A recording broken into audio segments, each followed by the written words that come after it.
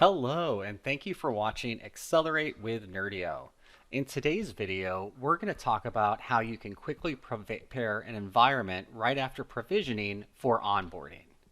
As always, please check the video description for any additional links or updates, and always visit help.nerdio.net for more information.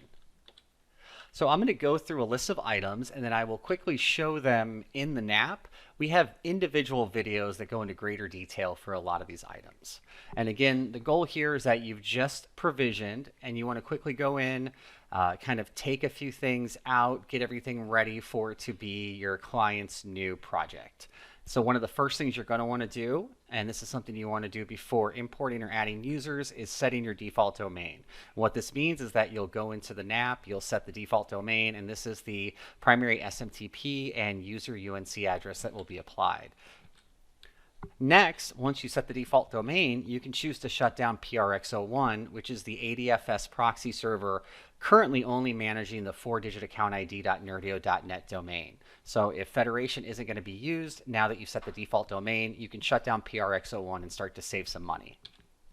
And then once that's done, you can delete the 4 demo users that have been created. So we create those 4 personas for you to test with, knowing that you're going into a project, right? You're past the demo phase, and you shut down the authentication server for them, which was PRX01. You can now delete those 4 users. Now, in addition, Andy, the IT admin user, has a dedicated desktop. When you delete Andy, it's going to delete that desktop. And again, it also removes that cost. And then you're going to want to go in and create your domain admin, right? So this is that AD user object that isn't assigned to O365 resources or desktops.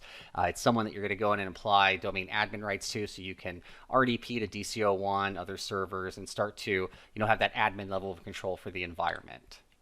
Next, you'll want to enable backups, right? You've got your domain admin, you're ready to make changes. Let's put backups in place so that we have a way to roll back if something goes wrong while we're getting the environment put together. Next, I always say enable NAP alerts or notifications. This is a great way to start to have that monitoring in place so you know if people are pushing buttons in the NAP or if certain actions are completing successfully. Next, you may need to enable VPN. More than likely, you're doing this for IP-based printing and scanning or maybe to transfer files over. You could delete the first pool A pool that we create by default. You might be wanting to make changes to the golden image and then create a new pool A template from that image. So it's really up to you. But again, these are resources that are up and running and possibly costing you money. So you may want to remove them until you're ready. And then finally, right, you will start preparing your templates, whether it's the golden image or whether it's the pool template. And so if we jump in the NAP, right, let's just quickly talk about these steps. First, you're going to go to Onboard and Domains. And again, this is where you would set the default domain.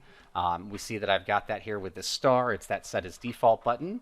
As I mentioned, after that, you can go into Servers and you can either power off the PRX or you can go into Azure and actually delete it. I'll just show you that here really quickly. Right here's PRX01. It's in a power off state. We would be able to just click that stop option next to it or go into Azure and delete it.